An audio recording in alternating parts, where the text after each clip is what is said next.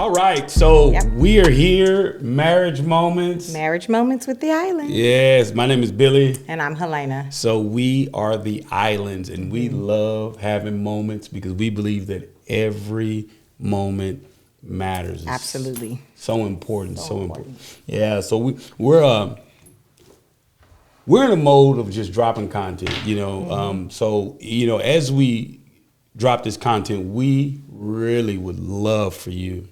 It would mean the world to us if you would share this content, if you would get it out to other people. It means the world. Rate it, Yes. review it. So we're getting right into it. There's a lot of ideas about marriage, and so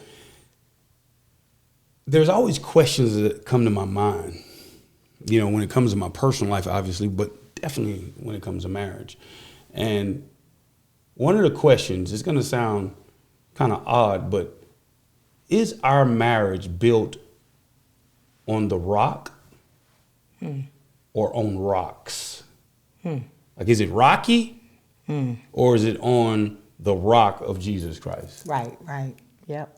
Which is a solid foundation, right? Solid foundation. As a matter of fact, Bible talks about building on foundation, right? Your house. Yeah. Matthew chapter 7, it talks about you can build your house on a rock or you can actually build it on sand. Yeah. And it talks about when a storm comes. It doesn't say if a storm is coming. It says when the storm comes. Yeah. So we all know a few things. One, we're all going to have a house, whether it's our personal life, our marriage, with our children. Yeah, we're all building. We're all building. We're all building. Right. And then what? We get to choose what we're going to build on. Yep. Yeah. And Choose then that foundation. we get to choose that foundation. Then what else? Everyone is going to have a storm come in their life. Literally promised, right? It's a promise. Jesus said that. Yeah. Yep. In this world, we will have trouble. Yeah. So if you're going to build, Yeah. you might as well build on the rock. Yeah. But sometimes marriage is rocky, right? Yes. Yeah, Absolutely. let's talk about that because there's different foundations you can build on, right? And so, I mean, those foundations really, they determine the longevity of your marriage. Yeah. The quality. The quality, like the condition, right? And so if you would name a few, what would you name a few when it comes to like broken foundation? Because some people have cracks in their foundation. Yeah. Probably building like on just like an outward appearance of like a sexual attraction foundation. That's going to be rocky because why? All of that changes over time, right? Gravity. Right, because of gravity. Yeah. Yep. In a word, one word, summed it up. Or on emotions. Yeah. I just feel like this person is going to make me happy, that kind of thing. Or your self-will. Ooh. Why don't you talk about that self-will? What do you? Yeah, I think sometimes when discussing building on a broken foundation, when you say self-will, I think many times people will try to will something to be like better or in a good condition, like with all their might, with all their energy, try to make it happen. And in so many words, yes, you will have to have some type of effort. Yeah, for sure. It's not like you just lay down in the marriage, just, oh, wow, I got an amazing it marriage. blooms into something great. Yeah, you Gotta got put to cultivate that thing. Got to cultivate it. Yeah. But when it's all based on your self-will, and, we look at life from a Christian worldview, a biblical worldview, because we're Christians. So if you're building a marriage, it can't be just self-will. It can't be just, a lot of grit. Yeah. I'm going to give all my efforts. Yeah. When I heard self-will, it made me think about like how sometimes I've known women who just try to make a relationship something more than it is. Like he's not that into you, but you're that into him. So you just kind of make it into a marriage or Wow. And that is not a good foundation, ladies, because it takes two, and if you're more invested, or even if he's more invested, that's not a good foundation. Well, it Not a sounds good like start. that's prior to marriage, right? Yeah. Yeah, because I mean, once you get married, you should be into that person. Yeah. And they should be all into you. Yeah, for sure. But premarital self-will and trying to force a relationship into a marriage when it's not just not there. It's not Yeah. that. But Yeah. in a marriage, when I hear self-will and we're talking about marriage, and you're building on a broken foundation, it just makes me think when people are trying to make this marriage be healthy in their own energy. Oh, yeah. Like, okay, let's talk about that. Let's unpack it. Yeah. Like with all your might, you're trying to just make her happy. And she's not the reference point of happiness or peace. It's all, your spouse is not going to be the gauge of whether you're going to have, peace in your marriage or calamity. Yeah. It's not, she's not, or he's not going to be the reference point of whether it's going to be successful or failure. Okay. That's rocks. Okay. Yeah. Because why? Because one day this thing may make her happy or make him happy, and the next day you may do the same exact thing, and it just doesn't make them happy. Yeah. It's like Yeah. they're human, they're fallible people. Like, yeah, for sure. I don't care how consistent you are. Sometimes you just have, a down day, or you just have a different day. Yeah. Yeah. So yeah, and I think that also people try to build a foundation, on a foundation. This is a broken foundation. They try to build a marriage on the finances. Yeah. On money. On money. Yeah. I'm gonna just build my marriage on money. Like, Yeah. as long as we have a lot of money, everyone should be great. fine. It's Yeah. like, no, that's rocks as well. Because what happens when you don't have that money? Yeah, that's true. Now you say, well, we'll always have the money. We'll just Yeah. keep money. We'll be, tens of thousandaires or 100,000aires or millionaires or billionaires. We'll always have a lot of money. Well, I mean, the reality is I know a lot of people that are millionaires. They still need Jesus. They still need a solid foundation. I know people. I mean, and I've read about people that, that killed themselves and they were actually millionaires. Yeah. They were still empty. Yeah. Because they were building on rocks. Yeah. Yeah, Biggie said it, didn't he? More money, more problems. More money, more problems. Yeah. So that can't be a viable foundation to build a marriage on. Cannot. As a matter of fact, 50% of all marriages in America end in divorce. Even in the church? Yeah, Christians and non-Christians now. Wow. Now even the Christians have gotten to a point where they're getting a divorce just as much as non-Christians. Wow. And so if America is going to heal, you just got to think about it.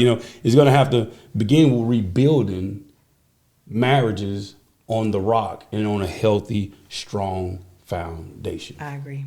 When we talk about foundations, it reminds me of this man that had a house. Okay. And so he had this house and he starts seeing, like, in the wall, the sheetrock was cracking, and it was cracked. So he would get it and mud it, and he texture it, and then he'd paint it back, and it looked great. And then he actually seen it cracking again, and he done it again, and then it done it all over again. Start cracking. He's like, "What is going on?" Well, he said, "I'm going to go ahead and hire a professional. Yeah. Maybe I'm just not the person. It's time to get a professional." Yeah. So a professional comes in. The professional comes in and he looks at the sheetrock. He says, "Oh, okay."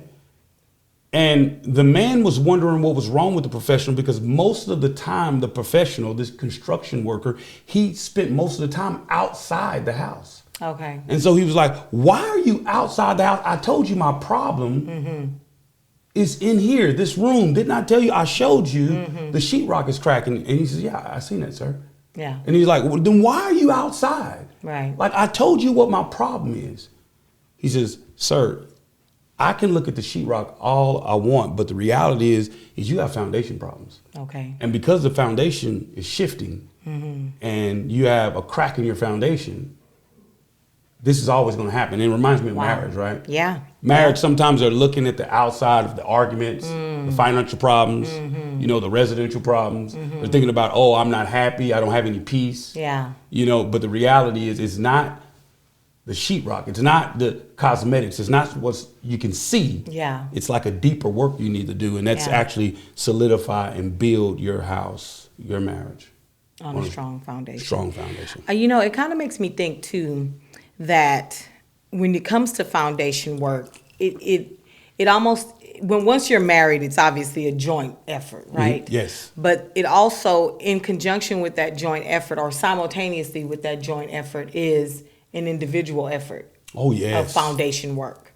because So this right here doesn't work if one of us is off, or one of us our foundation has cracks in it.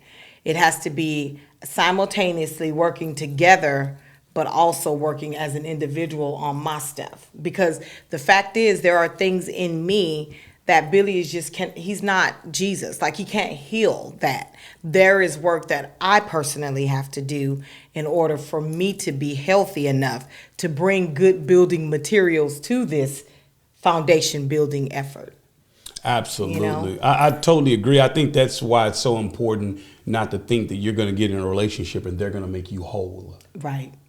Yeah. If you think another person is going to make you whole, that's so then good. you are going to be searching for the rest of your life for wholeness. And you have to bring your wholeness to a marriage. Yeah. And yes, you're on a journey. Wholeness does not mean perfection. Right. I'm going to repeat that because I want you to get this. Wholeness does not mean perfection. Yeah. Wholeness just means you're on a journey and you need someone outside of yourself. You need God to solidify you in order to join your life with someone else, because you're a mess. Yeah. Yeah. And if I don't have God, if I don't have Jesus, if I don't have someone anchoring me and solidifying me, that foundation again, then there's no reason for me to bring my mess into someone else's life. It's selfish. Right. It's just totally selfish for me to bring my personal life, knowing it's a mess and I have no answer for it. Wow. Into someone else's life. That's so good. I'm not even working on me. Yeah, that is selfish. I'm not even working on me. But I want to bring me, this mess, into your life. I can't care about you. Wow. I can't say that I really truly love you. And as a matter of fact, I want to give you this. When we talk about foundations, like one day I was driving, and we live in the Dallas-Fort Worth area, and I was driving downtown, and I noticed downtown they had all kind of cranes, and they're always building in Dallas. Yeah. If you go downtown, you always see them, adding another skyscraper to the number, right? And so one day I was driving, and I looked at the construction site, and I mean they had dug about it seemed about 50 to 80 feet deep. Wow. I'm like, what are they doing? Like, why are they digging there deep? Right. Well, come to find out later on, once they built the building, it was a massive building. So I kept watching. I was like, dang. And I learned that the bigger the building, the deeper you got to dig, and the better the foundation, the more solid the foundation needs to be. Okay. So if God wants to build something, because I hear people say, oh my God, me and my wife, me and my spouse, me and my husband, we just want to do something great for God, and we just want to do something, and you think that there's greatness that's ahead of you, and I believe that there's greatness for everyone. Yeah. But with that greatness, the bigger the purpose, the bigger the job, the bigger the building, the deeper the foundation has to go, and the more solid the foundation has to be. Absolutely. So you have to deal with all these cracks. You have to deal with all these inconsistencies. All you have these to little things. Yeah, because the crack in the foundation is these character defects. That's what a crack in the foundation. Yeah, make it plain. Yeah, a crack in the foundation or a broken foundation is character defects. Yeah. And again, you need to come to a marriage whole. Yeah. Not perfect. Yeah. Let's unpack that. Character defects. Having these character defects in our lives. Like, what are some of the consequences or the repercussions of someone coming with these character defects and not wanting to work on them at all? Yeah, because I was going to say, we're going to all come with character defects, right? Like, that's a part of it. We're humans. So, and it's also safe to say you'll be working on these we're Christians. So until we see Jesus face to face, Oh, yeah. you know, you'll be working on, I'll be working on being stubborn, or he'll be working on whatever he's working on. Pride And or so, jealousy or anger, whatever it may yeah, be. whatever it is.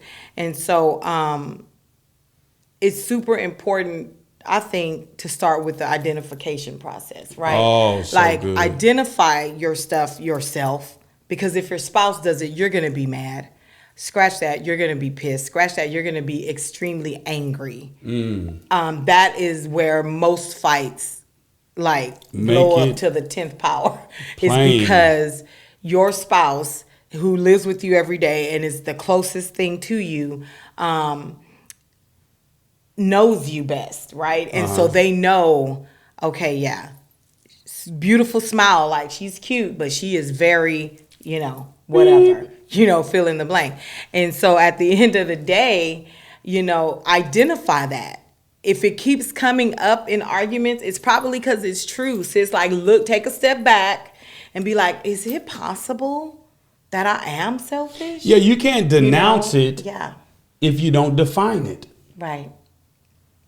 Yep. Or confront it. Yeah. Right? Oh, you'll never be able to confront it if you don't identify it. Right. And so I would say start with that. Start with identifying, we've been together for some time. This keeps coming up in our arguments. It keeps coming up, in just conversation and things like that. Well, it means that you should probably take a step back, look at it, identify that, and then start saying, okay, what are some necessary steps I can take in the opposite direction of this? And work at that. What do you say to people that rebuttal with this statement or question? Okay. Well, if this individual loves me, why don't they just accept me the way I am? Well, I think that acceptance is there. They're still married to you. Like, they didn't leave, you know? Mm-hmm. So that the acceptance is the bottom line. Like, that's like a given almost. Obviously, I accept you. We're here, and I haven't gone anywhere. I have accepted you. But I think that the love component comes in, because when you love someone, you want to change the things that they dislike. Absolutely. Or the things that keep making this marriage extremely hard to live in. Yeah, that equates to love, right? When someone says, hey, you sit me down and say, Billy, when you are impatient with me, it really irritates me. Mm-hmm. So now I'm like, okay, do I want to keep on irritating her? Yeah. If I do, just keep on being impatient. Right. But if I love her, love manifested, personified, is me actually working on that. Yeah. Now, it reminds me of a person that comes live with you and you love them. Mm-hmm. Maybe a sibling, a family member, they come live with you and you're working hard. Every day you get up in the morning, you go to work and you clock in, you come back home and they're laid on the couch. They were laid on the couch when you left. Yeah. And when you come home, they're laid on the couch. Mm-hmm. They may have gotten up, got a bowl of cereal. Yeah. They playing the PlayStation 5. You're like, okay, I love you now, but my God, it don't look like you working on anything. Right. Yeah. Now, I want you to, I accept you. Yeah. But I may have to have a conversation and say, you may need to start doing some work in order to add to this family. Absolutely. And it's the same thing in marriage. Okay, I love you and I'm even accepting you. Yeah. But can you show me that you're working towards building a solid foundation? Right. Yep. God has an idea. I was just going to say that. God has an idea for marriage. Mm-hmm. And because God has an idea for marriage, maybe we should look at that. Yeah. Being that God has an idea for marriage, he literally knows he wrote the blueprint. He wanted out of marriage. Yep. Bible says it like this in Genesis. Actually, he has an idea. He has a thought. He says, let us make man. And then he says, let us make man in our image and in our likeness. Yeah. He says, let him rule over the earth and the sky and the birds in the air and the livestock and the animals. And then he says, so God created mankind in his own image. Now, this is the part I like about it, because he says, let us make man. Immediately, everyone thinks of male. Mm-hmm. But in this, the first one, when he says, let us make mankind, he's saying, let us make humans. Okay. He's not talking, you know why we know that? Because in verse 27, he says, so he made male and female. Yeah. You see what I'm saying? Yeah. So he said he made male and female. Okay. You know, and so he's talking about the human race. The human race. Mankind. So verse 26, he's talking about mankind, humans. Verse 27, he breaks it down. He says, well, I'm going to create male and female. Okay. And then, you know, and he's already given us an understanding. I have an image for you. Okay. I have an identity for you. An identity, there it is. Yep. That's the thing that we need to realize, that in marriage, there's an identity God has for it. You know, talks about he made male and female. Right. That's one. That's the identity of a biblical worldview marriage. And then not only that, you know, he wants us to find our identity in him, and because the word image, he says, let us make man in our own image. Okay. That word image means like mirror. Oh, okay. Yeah. Right? So what do you do in a mirror? You see a reflection. You see a reflection. So if God is saying, let me make male and female in my own image. Yeah. They should be a reflection of me. He says, when I see you, I want to see God. I want to see myself. I want to see myself. That's what God is saying. I want to see myself. Wow. You know, so I got an image. I got an image of you. I got an idea of you. This is your identity. So it says, you should find your identity in me. Yeah. How many marriages, Helena, you think that look outside of God for their identity? Oh, probably most. Yeah. Probably most. Yeah. Most are chasing whatever is popping on social media, you know, whatever is all the hype with celebrities. Sometimes people are into that. Most marriages, are searching for identity outside of Christ. Yeah. Now, how do you think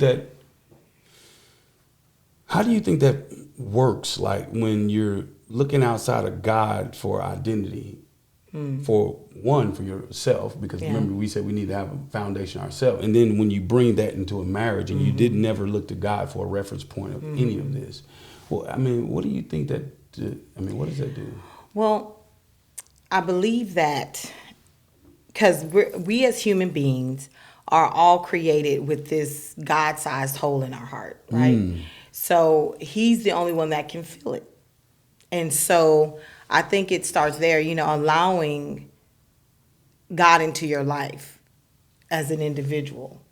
You know, he's the one that set eternity in our hearts. So we're always longing. There's a longing in us for belonging, or like, why am I here? Surely my life has more purpose than this. Like, this can't be it. Those are questions that are very, very commonly asked, you know? Yeah. And I believe that it starts there. Once we figure out, oh, okay, God is the missing piece in my life, then it's time to go on a journey to understand what your life should look like now that missing piece has been filled. Because it certainly isn't the same as it was before you allow God into your life. So it has to look different. It has to be changed. There has to be something different. And so I think once we start on that journey of exploring, okay, Lord, how am I supposed to live now that you live in my heart, you know? And the good thing about it is he wrote it all down, right? It's not a mystery. We don't have to figure it out. He's not like hiding and playing peekaboo. He wrote it down. And it's called the Bible, his word, right? And that's why we read the word, we come to church, we have community with other believers, and all of those things help to build and fortify our identity in Christ. Yeah, I love that you're saying that, because when you read the owner's manual, because we're his invention, he's the creator. Yep. And there's no way I can get a creation in my hand and just look at it and totally know how it works. I have to go to the owner's manual, or I got to go to the owner himself. Yeah. And so getting the owner's manual, you know, what happened is it'll start telling you these are the things you need to remove from your life in order to truly display the likeness and be a mirror image, to be in my likeness, to be that resemblance of me. Yeah. And so that's the question I would ask someone. What do you need to remove from your marriage that does not display the likeness of God?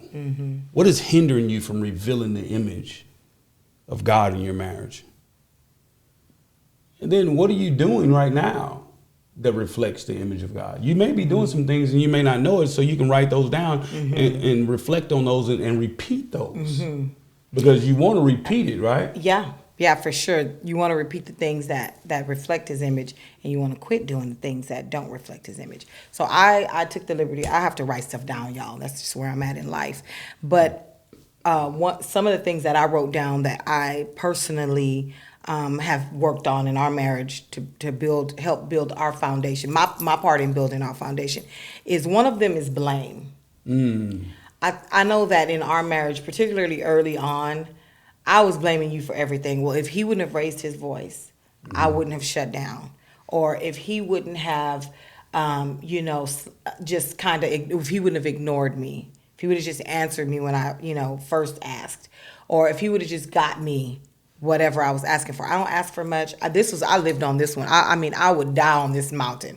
I don't ask for much, so when I ask for something, I should have it. Like, I was literally spoiled child like that, And so I would blame you. He's the reason why this marriage is like hell right now, And then I had to start realizing I had a role to play too. So I had to start working on that. Another thing was... Well, let me touch that because the blame game is, when and I've done that so many times, but when I blame, I rarely change. Right. And I didn't know that were... that's good. That's beautiful. Because God was internally working on you. Yeah. I'm sure. But okay. And what else you said? Unforgiveness. Unforgiveness is one that did not reflect. It was hindering the image of God being reflected in our marriage. And I felt like it was something that I feel like it's still something that I always explore. Yes. Whenever I feel like there's blockage or, man, I'm just not communicating. It's kind of tension here. I always go back to, okay, let me search my heart. Do I have unforgiveness there for something that we didn't bring to the table and talk about? Do I have unforgiveness? And another one is keeping score. Okay. Keeping score is another thing that I know has hindered the image of God being revealed in our marriage. Like, I always do the laundry. I always do anything in the house. He hasn't done anything in this house in months. Keeping score. Well, I did it last time. You can do it this time. Or and it's just like, come on, It's like, what is this, And so those are things that clearly will hinder the image of God being reflected in your marriage. Why do you think in mine? Why do you think they hinder the image of God being reflected in your marriage, in your personal life and in your marriage? Well, mostly because all of this is centered around self. And nothing kills the presence of God like self. Yeah, when you say kill the presence of God, obviously we can't kill God, meaning him being active in the marriage, him being, the centerpiece, him being reflected, him being revealed. Okay, that's good. That's good. I think for me, understanding our identity in marriage really solidifies having a strong foundation. Also, marriage has a purpose from God. Yeah. So once you put the who in front of you, then you can start the do before you. Okay. So if you put the who, most of the time we put the do before the who. Yeah. We want to do something before we understand who we're doing it for and who we really are. Yeah. So now we're just doing this work and we're mechanically moving around in a marriage. We may be accomplishing a lot, but we really don't have a lot of identity amongst ourselves. So we may be, that's a power couple. Wow, they're powerful. Man, people have used those words often. That's a power couple. Yeah. Well, the reality is they may be a power couple, but you can be a power couple and then you don't know even how to communicate with one another because you don't even know one another. And more importantly, you don't even know who you really are. Oh, wow. Yeah. So marriage not only has an identity, he says, let us make male and female in our own image. There's the identity. Then he says, let them rule. He gave them purpose. Yeah. He says, rule the earth and everything in it. Yeah. He named all the things. often things rule us instead of us ruling it. Yeah. What does that mean? He says, rule your world. Stop letting your world rule you. Yeah. And you ask, what does that mean? Well, if my marriage, me and my wife, everything rules me. Everything she does, it rules me. Like it moves me. It causes me to respond. Yeah. Everything she says, everything. I mean, first of all, I have to have a solid foundation, like what we're talking about. I need a solid foundation first before I add that into another person's life. Yeah. So when he's saying rule your world and don't let your world rule you, that's so to speak, he says have dominion over the world. That means stop letting everything bother you and overtake you and have you frustrated and having you all, shook up. But that comes from knowing who you are. When you don't know whose you are, you don't know how you should conduct yourself. Okay. So now when things come your way, you respond a particular way. Why? Because I don't have a reference point of how I should respond.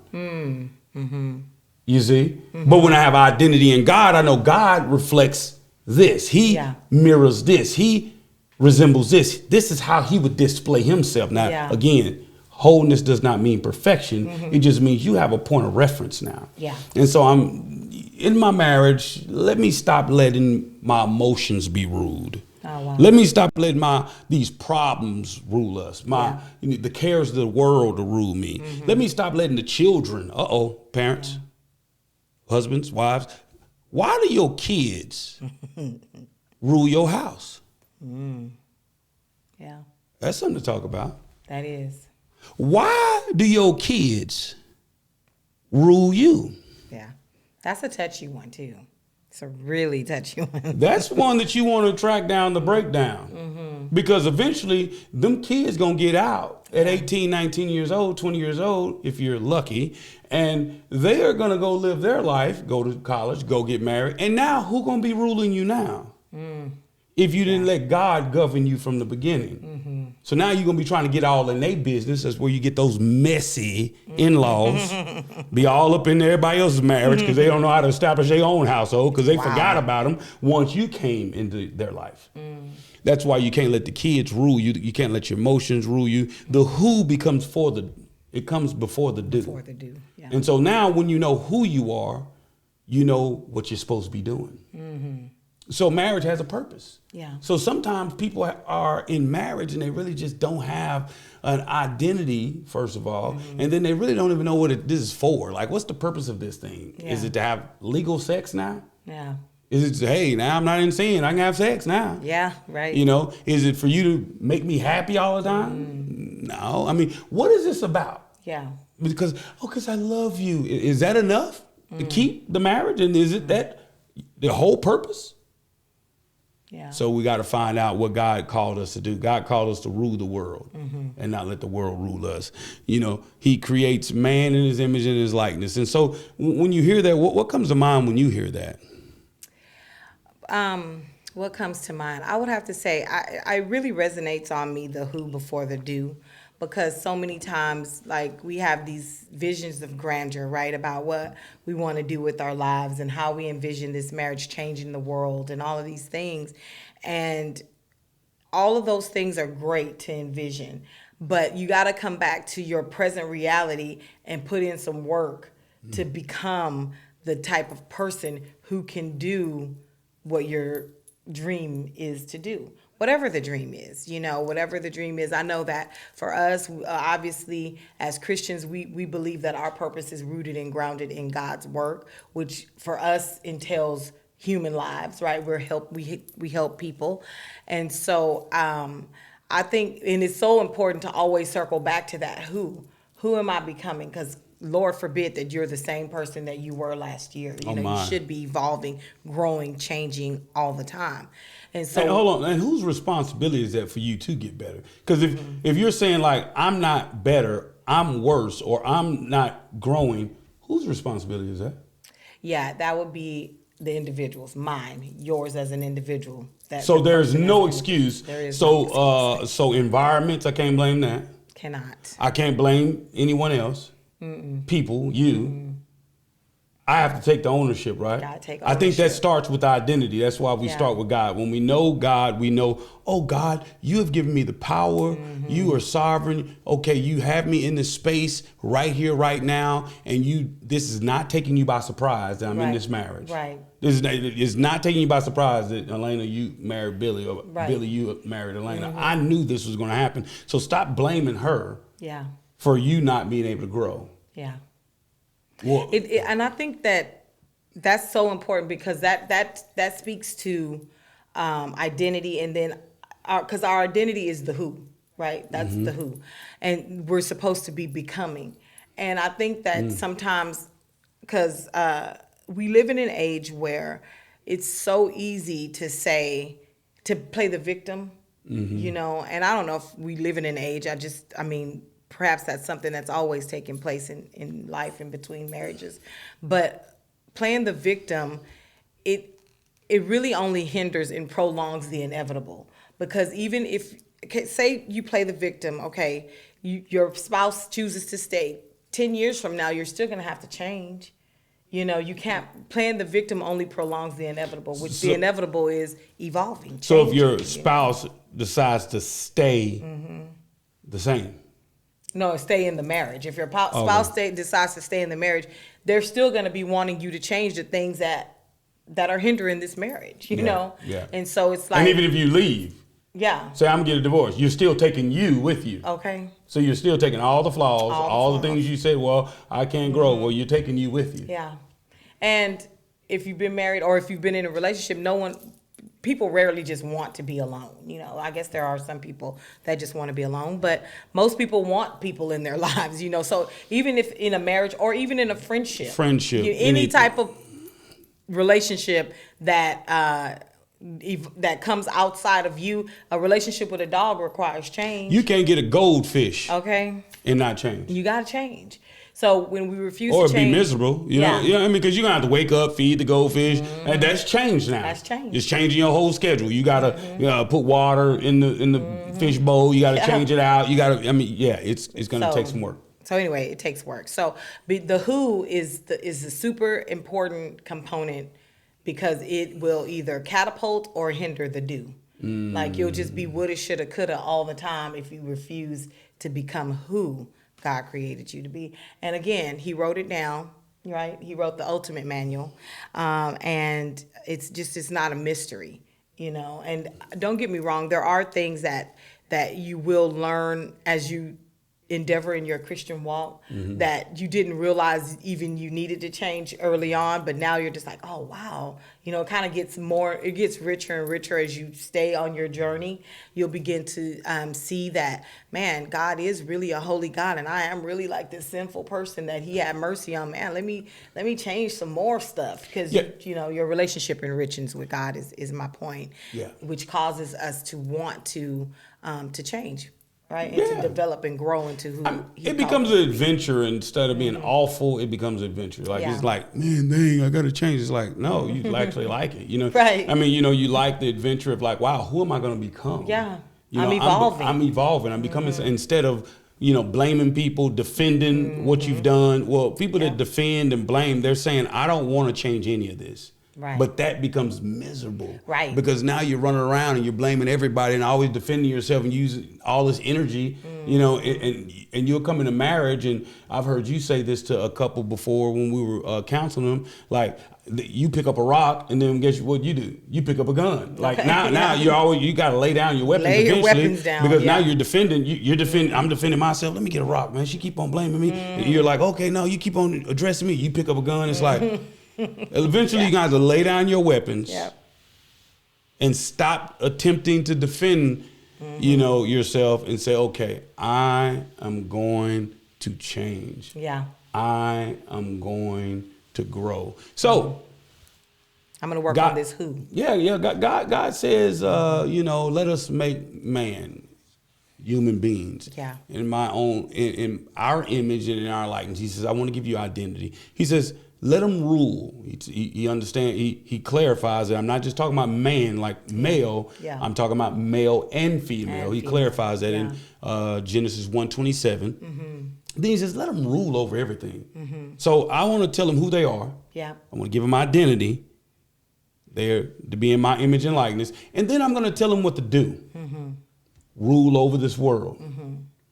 Then, you know what the Bible says? Genesis 1:28, he says, then God blessed them. See, most people want the blessing, but without knowing who they are and without doing what God called them to do. Wow. Yeah. Then it says he blessed them in verse 28. He says, go and be fruitful and multiply. He says, then I'm going to bless you. Yeah. See, blessed means divine favor. So you got like favor just pouring out from the heavens. Yeah. And you don't even know why God is just so good to you. He shines upon you. He likes you.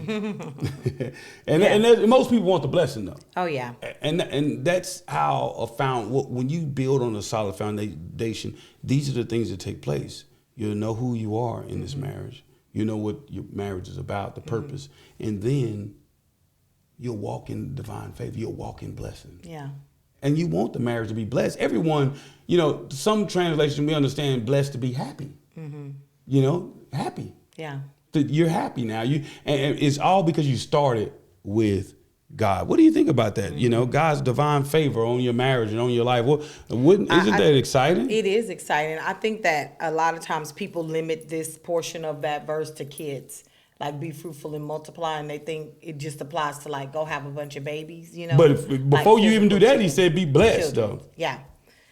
Yep. He said God blessed you, and then it says what you're talking about, be fruitful and multiply. And I think we skip over the God bless them, and people just hop to the be fruitful and multiply part, which, and limit that to kids, like literal children, which is a part of it, but I think that because like what you just stated, that marriage can't be, the children can't be the ones ruling, it has to be bigger than them.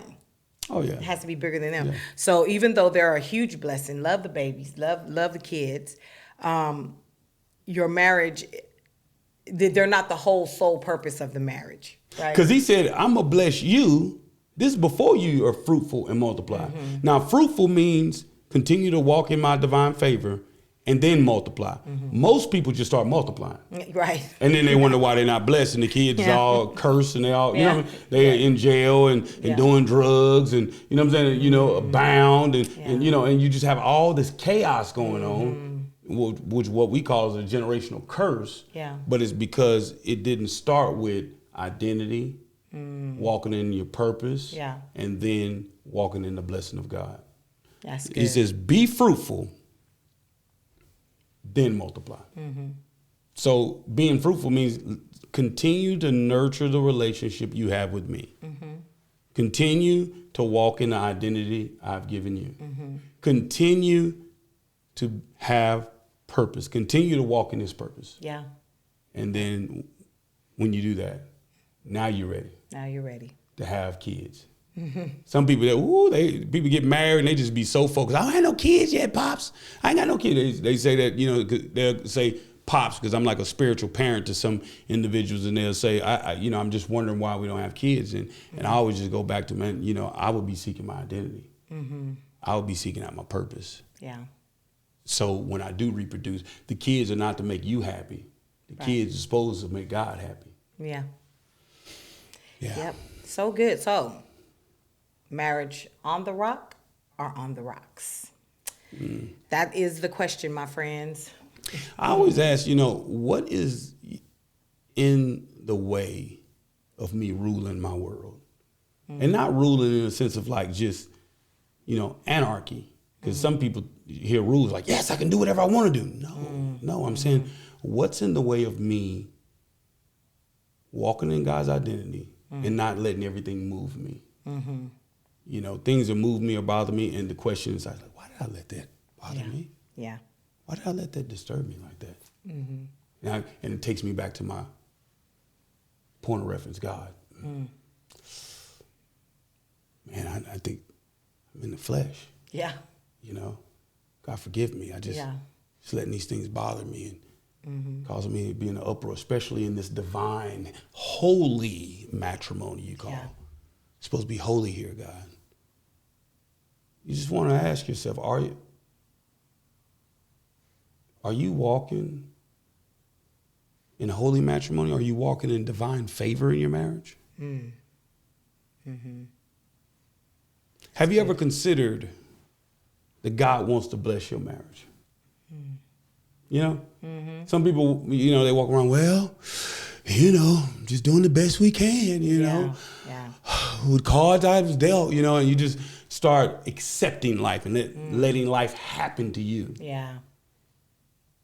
I wonder if I told you God wants to bless your marriage. Yeah. God wants to bless your marriage. He really does. He wants to bless your marriage more than you want it to be blessed. Right. But it definitely got to be God's idea. Absolutely. So as we close this up, considering marriages, people who are dating, people who may be engaged, what would you say to them today to close up?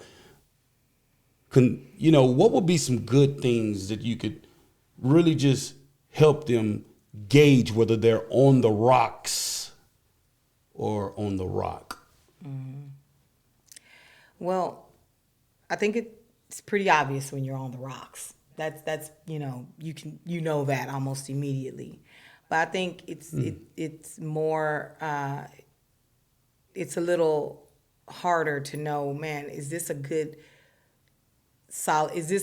piece to have in our foundation work? You know, sometimes you think, oh, more money is a good piece to have in our foundation, you know. And maybe the answer is not more money. Maybe the answer is better quality spending or something like that, you know. And so I would say, as you're working on your marriage, continue to work on yourself. Because when you work on yourself, you bring better quality building materials. Things that mattered at one point in your marriage just don't matter anymore because you see the bigger picture of what God is trying to do. And so I would say, as you work on your marriage, continue to work on yourself because, you know, a broken person can only reproduce more broken things. Oh my God. But as you begin to allow the Holy Spirit to heal you, then you'll bring better building materials to your marriage. Yeah. So work on yourself. Never stop. Never stop. Never stop. It's not an arrival place. When you get married, it's not like, yes, we've made it. Right. It's not the arrival point. It's not the destination. Right. So thank you so much for joining us. We just wanted to go some form like a teaching format, to a degree, and just talk about, you know, marriages that may be on a rock. You want to identify those cracks in your foundation. You know, you want to make sure that, you know, those character defects that are hindering your house and it's visible, but you may think that you're trying to fix them and, you know, by doing more work, you know, externally, but God's saying, I want you to look internally, you know, and begin to start evaluating the character defects and present those to me and make yourself whole, not perfect, but whole, so you can present a whole human being to another human being and y'all can live a life of productivity, a life of identity, a life of purpose, and a life that's blessed. Thank you so much for joining us. We want you to make sure that you share, rate, review this with as many people you can come in contact with. Share and subscribe this content, this page, this channel. Marriage Moments with the Islands.